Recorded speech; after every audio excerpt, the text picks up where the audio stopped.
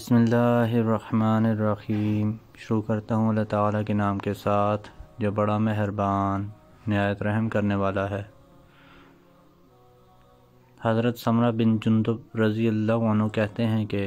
نبی اکرم صلی اللہ علیہ وآلہ وسلم نے فرمایا، اللہ کی لعنت یا اللہ کا غضب یا جہنم کی لعنت کسی پر نہ کیا کرو۔ حضرت سعید بن زید رضی اللہ عنہ کہتے ہیں کہ نبی اکرم صلی اللہ علیہ وآلہ وسلم نے فرمایا، جو اپنا مال بچانے میں مارا جائے وہ شہید ہے، اور جو اپنے بال بچوں کو بچانے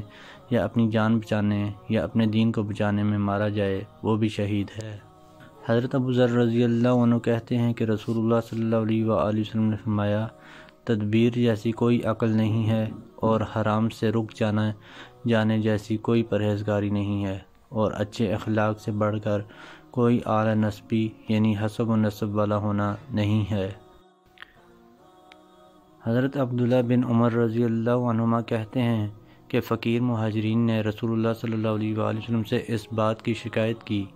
کہ اللہ تعالیٰ نے ان کے مالداروں کو ان پر فضیلت دی ہے۔ آپ صلی اللہ علیہ وآلہ وسلم نے فرمایا، اے فقراء کی جماعت، کیا میں تم کو یہ خوشخبری نہ سنا دوں کہ غریب مومن مالدار مومن سے آدھا دن پہلے جنت میں داخل ہوں گے، یعنی 500 سال پہلے۔ پھر موسیٰ بن عبیدہ نے یہ آیت تلاوت کی، ترجمہ، اور بے شک ایک دن تیرے رب کے نزدیک 1000 سال کے برابر ہے جسے تم شمار کرتے ہو۔ حضرت ابو سعید رضی اللہ عنہ کہتے ہیں کہ رسول اللہ صلی اللہ علیہ وآلہ وسلم نے فرمایا، جس نے اللہ تعالیٰ کی رضامندی کے لیے ایک درجہ تواضع کیا تو اللہ تعالیٰ اس کا ایک درجہ بلند کر دے گا، اور جو اللہ تعالیٰ پر ایک درجہ تکبر اختیار کرے گا تو اللہ تعالیٰ اس کو ایک درجہ نیچے کر دے گا، یہاں تک کہ اس کو تمام لوگوں سے نیچے درجے میں کر دے گا۔ کلثوم خزاعی رضی اللہ عنہ کہتے ہیں کہ نبی اکرم صلی اللہ علیہ وآلہ وسلم کے پاس ایک شخص نے آ کر عرض کیا، اللہ کے رسول، جب میں اچھا کام کروں تو مجھے کیسے پتہ چلے گا کہ میں نے اچھا کام کیا، اور جب برا کروں تو کیسے سمجھوں کہ میں نے برا کام کیا؟ آپ صلی اللہ علیہ وآلہ وسلم نے جواب دیا، جب تمہارے پڑوسی کہیں کہ تم نے اچھا کام کیا ہے تو سمجھ لو کہ تم نے اچھا کیا ہے، اور جب وہ کہیں کہ تم نے برا کام کیا ہے تو سمجھ لو کہ تم نے برا کیا ہے۔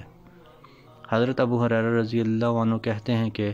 رسول اللہ صلی اللہ علیہ وآلہ وسلم نے فرمایا، جب مومن کوئی گناہ کرتا ہے تو اس کے دل میں ایک سیاہ نقطہ یعنی داغ لگ جاتا ہے، اگر وہ توبہ کرے، باز آ جائے اور مغفرت طلب کرے تو اس کا دل صاف کر دیا جاتا ہے، اور اگر وہ گناہ میں بڑھتا چلا جائے تو پھر وہ دھبا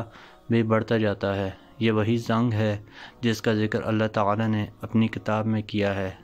کَلَّا بَلْ رَانَ عَلَىٰ قُلُوبِهِم مَّا كَانُوا يَكْسِبُونَ، ہرگز نہیں بلکہ ان کے برے اعمال نے ان کے دلوں پر زنگ پکڑ لیا ہے جو وہ کرتے ہیں۔ حضرت ابو سعید خدری رضی اللہ عنہ کہتے ہیں کہ نبی اکرم صلی اللہ علیہ وآلہ وسلم نے فرمایا، کافر جہنم میں اتنا بھاری بھرکم ہوگا کہ اس کا دانت احد پہاڑ سے بڑا ہو جائے گا، اور اس کا باقی بدن دانت سے اتنا ہی بڑا ہوگا جتنا تمہارا بدن دانت سے بڑا ہوتا ہے۔ حضرت عقبہ بن عامر رضی اللہ عنہ نے کہا کہ نبی اکرم صلی اللہ علیہ وآلہ وسلم باہر تشریف لائے اور شہدائے احد کے لیے اس طرح دعا کی جس طرح میت کے لیے جنازے میں دعا کی جاتی ہے۔ پھر آپ صلی اللہ علیہ وآلہ وسلم ممبر پر تشریف لائے اور فرمایا، لوگو، میں تم سے آگے جاؤں گا اور تم پر گواہ رہوں گا، اور میں واللہ اپنے حوض کی طرف اس وقت بھی دیکھ رہا ہوں، اور مجھے زمین کے خزانوں کی کنجیاں دی گئی ہیں، یا فرمایا کہ زمین کی کنجیاں دی گئی ہیں۔ اللہ کی قسم، میں تمہارے بارے میں اس بات سے نہیں ڈرتا کہ تم میرے بعد شرک کرو گے، البتہ اس سے ڈرتا ہوں کہ تم دنیا کے لالچ میں پڑ کر ایک دوسرے سے حسد کرنے لگو گے۔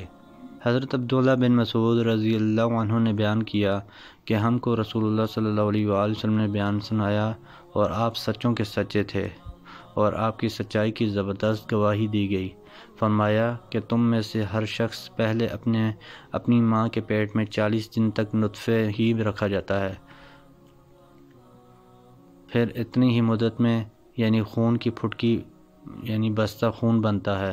پھر اتنے ہی عرصے میں یعنی گوشت کا لوتھڑا، پھر 4 ماہ بعد اللہ تعالیٰ ایک فرشتہ بھیجتا ہے اور اس کے بارے میں ماں کے پیٹ ماں کے پیٹ ہی میں 4 باتوں کے لکھنے کا حکم دیا جاتا ہے، اس کی روزی کا، اس کی موت کا، اس کا کہ وہ بدبخت ہے یا نیک بخت۔ پس واللہ تم میں سے ایک شخص دوزخ والوں سے کام کرتا رہتا ہے، اور جب اس کے اور دوزخ کے درمیان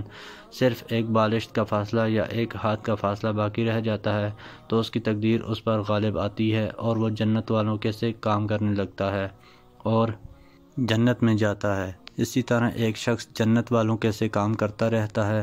اور جب اس کے اور جنت کے درمیان ایک ہاتھ کا فاصلہ باقی رہ جاتا ہے تو اس کی تقدیر اس پر غالب آتی ہے اور وہ دوزخ والوں کے کام کرنے لگتا ہے اور دوزخ میں جاتا ہے۔ امام بخاری رحمہ اللہ کہتے ہیں کہ آدم بن ابی ایاس نے اپنی روایت میں یوں کہا کہ جب ایک ہاتھ کا فاصلہ رہ جاتا ہے۔ محترم دوستو، اللہ تعالیٰ سے دعا ہے اللہ تعالیٰ ہمیں ان احادیث پر عمل کرنے کی توفیق عطا فرمائیں۔ اللہ تعالیٰ ہمیں دونوں جہانوں میں کامیابیاں عطا فرمائیں۔ آمین۔ جزاکم اللہ خیراً کثیرا۔ والسلام علیکم ورحمۃ اللہ وبرکاتہ۔